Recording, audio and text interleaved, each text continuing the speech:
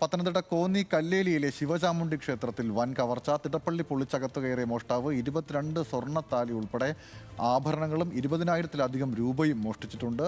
അതിന്റെ പ്രതികരണത്തിലേക്കാണ്.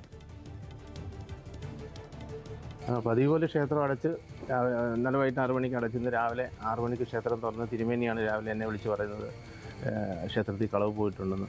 അതും പ്രകാരം ഞാൻ ഉടനെ സെക്രട്ടറിയും ഖജാൻജിയും ഇവരെ അറിയിച്ചു. പെട്ടെന്ന് ഞങ്ങൾ ഇവിടെ വന്നു കഴിഞ്ഞപ്പോൾ കൗണ്ടർ കുത്തി തുറന്നിട്ടുണ്ട്, തിടപ്പള്ളി കുത്തി തുറന്നിട്ടുണ്ട്, സ്റ്റോർ കുത്തി തുറന്നിട്ടുണ്ട്. ഏകദേശം കുറേ സ്വർണ്ണങ്ങളൊക്കെ ഉണ്ടായിരുന്നു. എല്ലാം കൂടെ ഏകദേശം ഒരു 3 ലക്ഷം രൂപയുടെ നഷ്ടങ്ങളുണ്ടായിട്ടുണ്ട്. വിവരങ്ങളുമായി ശ്രീരാജ് ബാബു ഉണ്ട്. ശ്രീരാജ്, ഒരുപക്ഷെ ഈ മോഷണം സംബന്ധിച്ച് അല്ലെങ്കിൽ പ്രതിയെ സംബന്ധിച്ച് കൂടുതൽ വിശദാംശങ്ങൾ കിട്ടിയിട്ടുണ്ടോ? എന്താണ് ഏറ്റവും പുതിയ വിവരം?